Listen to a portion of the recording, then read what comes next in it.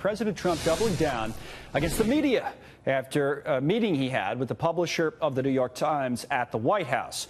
The president sent out a tweet. Fake news has morphed into the phrase enemy of the people. Then A.G. Sulzberger, who's the publisher of the Times, fires back saying, I told him that although the phrase fake news is untrue and harmful, I am far more concerned about his labeling journalists the enemy of the people. We have John Funn from the National Review with us here in the studio. Good to see you, John. Thanks. This has turned into some story, as all these stories tend to do, but and we had last week with the CNN reporter at the White House as well. But what do you think, just kind of broad speaking here, about this term, fake news and enemy of the people, about the overall effect it's had on our business and kind of the discourse? Well, let's look at the Sulzberger meeting, New York Times and the president. You got two almost irreconcilable forces here. You have a president who, let's be honest, can just make stuff up sometimes. I mean, it's just out of thin air. It doesn't exist. And then you have the New York Times, which 30 years ago, when Donald Trump was feeding it leaks and all of that, was a newspaper, before the internet, that it was just the facts, lots of news.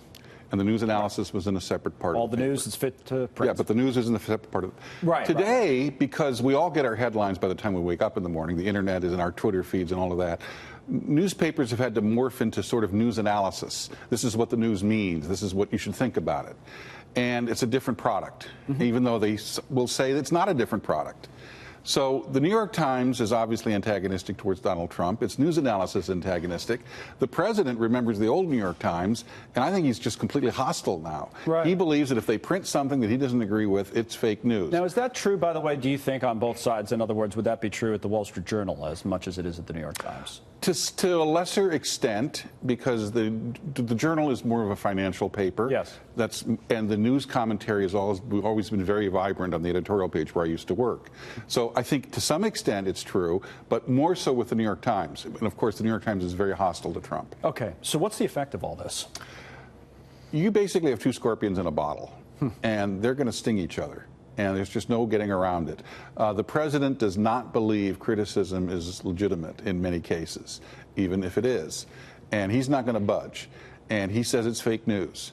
And the New York Times basically thinks that everything the president says is a lie, starting with the and ending with and. What if something, though, came out hypothetically about the president that wasn't fake news, that was true, and it wasn't a favorable situation for the president, whether it's Robert Mueller or anything else, some story happens. Well, would his supporters and people in general out there believe it today? If it was, even though it was true, 100% true? Many of them would, depending on the source. I mean, if it's considered a legitimate investigative body, a congressional committee or whatever. Some of them probably wouldn't. I think we have become so partisan, so polarized, that people just don't budge. And that's the problem with our institutions. 30, 40, 50 years ago, institutions like the FBI, even Congress, were more respected and their conclusions were more definitive. Now, my gosh, I mean, you really do, if you don't believe in the institutions, you believe they're after my guy, and therefore I don't have to believe it. No, I know there's, and you articulated them nicely, people to blame on all kinds of sides for this, but the president has to take a lot of this blame. Isn't that fair? Well, the president is elected to represent all of us.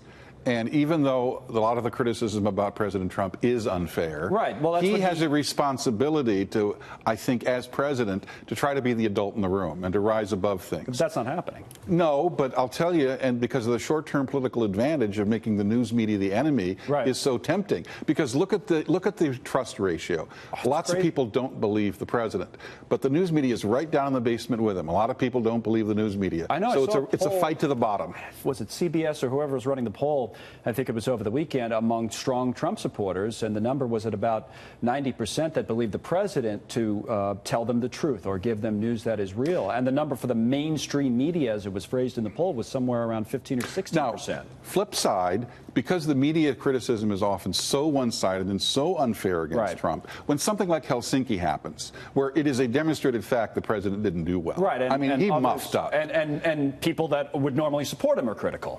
But a lot of his supporters said, oh, no, he did fine. He did fine. And there are people who think his relationship with Russia is fine. Well, it's a strange relationship. I don't think it's fine. Right. And two things can be true. The economy can be growing strong, and the Helsinki thing could be a disaster. Well, two things can be true. The president makes lots of mistakes, but the results of many of his policies are good. Right. And his opponents won't give him any quarter in anything, and the president responds with enemy of the people, which is not helpful. No, it's true. As we said, I think at least two of those things. Two scorpions in a bottle.